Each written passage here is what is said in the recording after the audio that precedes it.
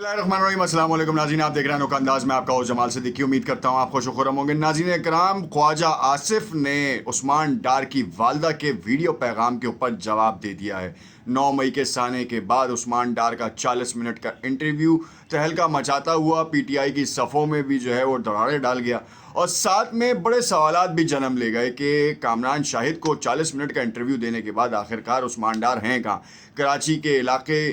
Malir cantt से जो है वो उनको अगवा किया गया था या हिरासत में लिया गया था, जिसके बारे में निगरां वज़ीर दाखिला ने भी इस बात की तस्दीक की थी और उन्होंने कहा था कि ये हिरासत में है, मगर पुलिस जो है चंद घंटों बाद मुकर गई थी कि वो उनकी हिरासत में नहीं है। खैर, जिनकी भी हिरासत में रहे, मगर उसके बाद जो है वो मंजर आम पर आए एक टीवी इंटरव्यू घर जाकर, जो फिल्म स्टार शाहिद हैं उनके घर जाके, और उनके बेटे कामरान शाहिद से जो है वो गुफ्तगू की, उनके घर गए, चाय पी, और उसमें उन्होंने वही किया कि 9 मई के साने की प्लानिंग कहाँ कहाँ हुई। ऐवान सदर से लेके ज़मान पार्क, और ज़मान पार्क से लेकर जो है वो लीडरान तक की जो कहानी थी वो सामने आ गई। कुछ छुपे अल्फाजों में भी उन्होंने बात की। उसके बाद से कल से तहलका मचा हुआ है, मगर कल रात में जब ख्वाजा आसिफ ने उनकी वालदा के बयान के ऊपर अपना रद्द अमल दिया, तो उसके बाद ख्वाजा आसिफ का सियासी कद शायद बढ़ता हुआ नज़र आया, क्योंकि अपने इलाके में जिस तरीके से उनकी जो एक ओवरऑल उनकी पॉपुलैरिटी है वो और शायद बढ़ जाएगी। क्यों? क्योंकि उन्होंने क्या किया, ये तमाम तफसीलात अपने इस व्लॉग में शेयर करेंगे। उससे पहले आपको ये भी बताते चलें कि कुछ और बड़ी ख़बरें भी हैं, जिसमें इमरान खान की कहानी का दी एंड होने को बिल्कुल करीब आ चुका है। क्यों कह रहा हूँ मैं, इसके बारे में तफसीलात भी आपके साथ शेयर करेंगे। नाज़रीन, तफसील में जाने से पहले आपसे इल्तमास करते हैं कि अगर आपने चैनल को लाइक एंड सब्सक्राइब नहीं किया तो उसे लाइक एंड सब्सक्राइब कर लें, ताकि आने वाली तमाम वीडियोस के नोटिफिकेशंस आपको मिलते रहें। सबसे पहले आपको मैं बताता चलूँ कि उस्मान डार का जब ये 40 मिनट का इंटरव्यू आया, तो उसके कुछ ही देर बाद जो है उनकी वालदा का एक्स के ऊपर जो है वो एक क्लिप वायरल हुआ, जिसमें उन्होंने कहा कि ख्वाजा आसिफ, तुमने बंदूक की नोक के ऊपर मेरे बेटे से वो कुछ ले लिया जो कि तुम लेना चाहते थे। उस्मान डार ने जो बयान दिया है 9 मई के बाद, अब आज एक नया तहलका मचा है और एक नई रीत कायम हुई है। माजी में बहुत सारे लोग इस बात का इजहार करते थे कि जो भी पीटीआई से निकल रहा है सियासत को खैर बात कह रहा है और पीटीआई पे इल्ज़ाम लगा रहा है और पीटीआई की मुखालफत कर रहा है। मगर इस बार नया ट्रेंड शुरू हुआ, और नए ट्रेंड में उस्मान डार ने पहल की, जिसमें उन्होंने एक टीवी एंकर को, मशहूर व मारूफ प्रोग्राम होस्ट को, उन्होंने एक इंटरव्यू दिया और उन्होंने कहा कि भाई मुझे आपके घर पे आना था और अपने घर पे आके जो है वो इंटरव्यू देना था। तो उन्होंने हक़ाइक़ के हवाले से उन्होंने बताया, अपनी तरफ से जो उन्होंने मौक़िफ़ दिया, उन्होंने कहा कि ये इमरान खान की ईमा के ऊपर हुआ है। उन्होंने पहले ही 9 मई से कबल, बहुत पहले ही जो है इसकी प्लानिंग हो चुकी थी कि जिस तरीके से अगर एहतजाज होता है और इमरान खान को गिरफ़्तार किया जाता है तो एहतजाज बिल्कुल होगा, और उस एहतजाज में जो है फ़ौजी इमलाक को, फ़ौजी अफसरान के घरों को और इस तरह की जितनी भी प्रॉपर्टीज़ या एसेट्स हैं उनके ऊपर हमलावर होंगे, और ये कारकुनान को इश्तियाल दिलाया जाएगा। इसके बाद जो है वो कारकुनान इन तनसीबात के ऊपर हमला करेंगे और फ़ौज के अंदर से बगावत जन्म लेगी। अब कोई तो था जिसने जो है ना फ़ौज के अंदर से भी इमरान खान को इस बात का सबूत भी दिया या इस बात की गारंटी दी कि आप ये काम करें तो जनरल आसिम मुनीर के लिए जो है ना मुश्किलात पैदा की जा सकती हैं। जिस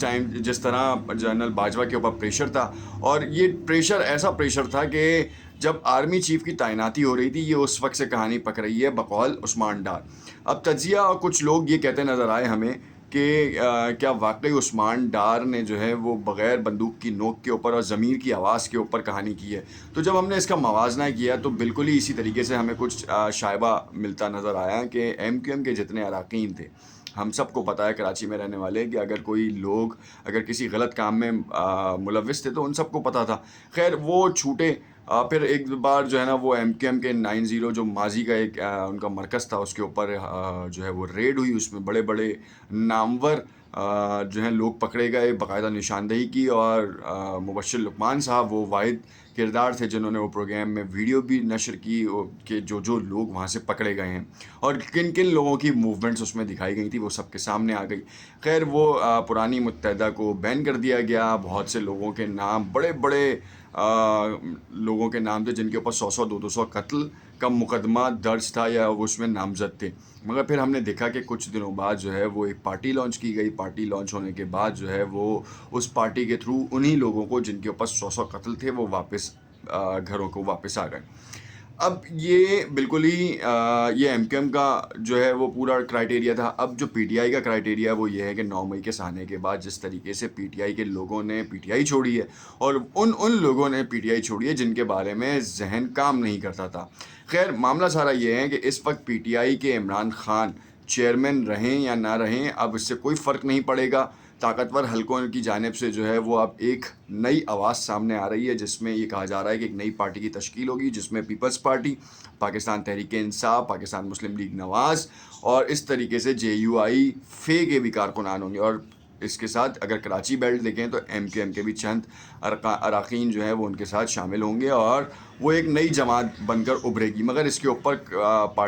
اس کے اوپر کام ہو رہا ہے, کہنا قبل از وقت ہوگا. ذرائع کے مطابق یہ بات چیت چل رہی ہے. طاقتور حلقے اب جو ہے وہ عمران خان کو بالکل بھی اقتدار کی کسی بھی کرسی پر بیٹھنے کی اجازت نہیں دے رہے, کیونکہ یہ صاف سامنے ظاہر ہو رہی ہیں ساری چیزیں. اور کیسز کے حوالے سے جو ہے وہ آج ایک جو سماعت ہوئی ہے اس میں باقاعدہ طور پر یہ بات, میں کسی اور چیز کو نہیں کوٹ کر رہا, میں صرف ایک بات کو کوٹ کر رہا ہوں جس میں کہا کہ کیا ایسا ممکن ہے کہ ایک شخص کو